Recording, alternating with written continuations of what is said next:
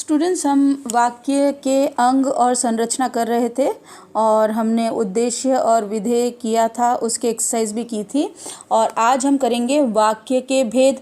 तो पहला वाला भेद आज मैं आपके सामने डिस्कस करूंगी। वाक्य के वैसे तो दो भेद होते हैं, अर्थ के आधार पर और रचना के आधार पर। तो आज हम करेंगे अर्थ के आधार पर। तो अर्थ के आधार पर वाक्य के 8 भेद होते हैं और ये जो 8 भेद हैं वही मैं आज आपके सामने डिस्कस करूंगी। तो आपकी ही बुक में 293 पेज में है विधानवाचक। तो विधानवाचक का जो स्टेटमेंट यहाँ लिखा हुआ है ये गलत है। जिन वाक्यों में कार्य न करने या न होने का कथन हो, ये गलत है। बात यह है कि जिन वाक्यों से किसी बात या काम के होने या करने का बोध होता है उसे विधानवाचक कहते हैं। ठीक है। अब ये स्टेटमेंट गलत क्यों है? देखिए, जैसे आप यहाँ पे देखेंगे सूर्य पूर्व दिशा में उदय होता है, तो ये यहाँ इस डेफिनेशन के हिसाब से ये कहीं नहीं मिलता, ये गलत है। तो इसका मतलब ये जो लिखा हुआ है जिन वाक्यों में कार्य का न करना और न होना, तो ये गलत है। जिन वाक्यों से किसी बात या काम के करने या होने का बोध होता है उसे विधानवाचक कहते हैं। जैसे सूर्य पूर्व दिशा में उदय होता है तो ये काम हो रहा है।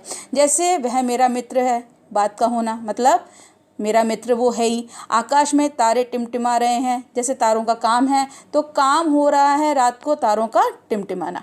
सेकंड है निषेधवाचक वाक्य। जिन वाक्यों में कार्य न करने या न होने का कथन हो उसे ही निषेध मतलब मना करना। जैसे ही आप कोई वाक्य देखेंगे तो आपको इजीली समझ में आ जाएगा कि ये निषेध है। जैसे तुम आज स्कूल मत जाओ, मना किया जा रहा है। उसी तरीके से उसने खाना नहीं खाया, नहीं। फिर उसके बाद सड़क पर मत भागो, मत मतलब मना, नहीं मतलब मना। फिर है थर्ड वाला आज्ञावाचक वाक्य। जिन वाक्यों में आज्ञा, आदेश, अनुरोध और अनुमति, आज्ञा मतलब किसी को किसी चीज़ का परमिशन देना, आदेश इंस्ट्रक्शन देना, अनुरोध रिक्वेस्ट करना और अनुमति परमिशन अगर है तो वो है आज्ञावाचक। जैसे तुम कक्षा से बाहर निकल जाओ, या अपना कमरा साफ करो, या तुम अभी बाज़ार चले जाओ। तो यहाँ पे इंस्ट्रक्शंस दिए जा रहे हैं। उसके बाद आपकी बुक में है 4th नंबर का संकेतवाचक वाक्य। संकेतवाचक वाक्य में आप देखेंगे कि जिन वाक्यों में एक क्रिया का होना दूसरी क्रिया पर निर्भर करता है, मतलब संकेत मिलता है कि अगर ये वाला काम हुआ है तो वो काम भी ज़रूर होगा। तो कैसे? यदि वर्षा होती तो हरियाली होती। ठीक है, वर्षा का होना हरियाली लाता है, तो हरियाली डिपेंड कर रहा है वर्षा पर। उसी तरीके से यदि तुम जाओगे तो मैं भी चलूँगा, मतलब तुम्हारा जाना और मेरा जाना कनेक्टेड है। मन लगाकर पढ़ोगे तभी अंक ला पाओगे, मतलब अंक तभी आएंगे जब आप मन लगाकर पढ़ोगे।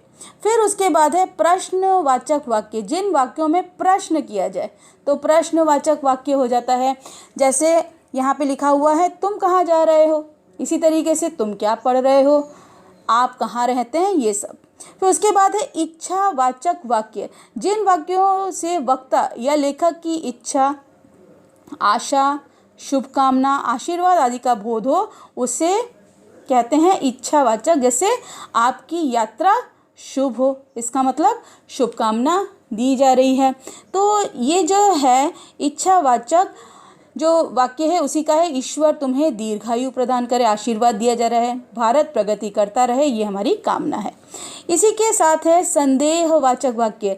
जिन वाक्यों में वक्ता प्राय संदेह की भावना प्रकट करता है उसे कहते हैं, जैसे शायद मैं पास हो जाऊंगा, एग्ज़ाम दिया है तो संदेह है कि पास भी हो सकता हूँ और नहीं भी हो सकता हूँ, या वह श्रीनगर चला गया होगा, मतलब डाउट है। शायद कल हम मेट्रो की सवारी करेंगे, कर भी सकते हैं और नहीं भी कर सकते हैं। फिर उसके बाद है विस्मयादि वाचक वाक्य।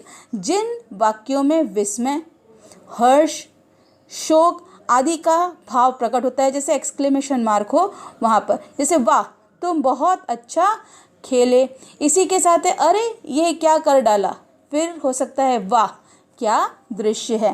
तो यहाँ पर जो भी वाक्य के आधार पर, जो अर्थ के आधार पर जो भेद हैं वो मैंने आपको बताए। और इसी की जो एक्सरसाइज है 297 पेज पर सेकंड वाला, वो एक्सरसाइज आप करेंगे। और फर्स्ट वाला है, यदि तुम पढ़ते तो पास हो जाते, संकेतवाचक। नव वर्ष मंगलमय हो, तो मंगलमय हो, शुभकामना भी है, तो शुभकामना के साथ क्या होगा बताइए। इच्छावाचक भी हो सकता है और ये विधानवाचक भी हो सकता है। हाय मैं मर गया, विस्मयाधिवाचक। तुम बिस्तर पर मत बैठो, निषेधवाचक। कल तक अवश्य आ जाना, आज्ञावाचक। छात्राएं काम कर रही हैं, विधानवाचक। अब तक गाड़ी पहुंच चुकी होगी, संदेहवाचक। क्या राम पढ़ रहा है, प्रश्नवाचक। दीर्घायु हो, इच्छावाचक। पत्र का उत्तर शीघ्र देना, आज्ञावाचक। तो ये वाला जो एक्सरसाइज है ये आप करेंगे और जो मैंने आपको अभी पढ़ाया वो भी आप एक बार अच्छे से रीड करेंगे और समझने की कोशिश करेंगे। Thank you.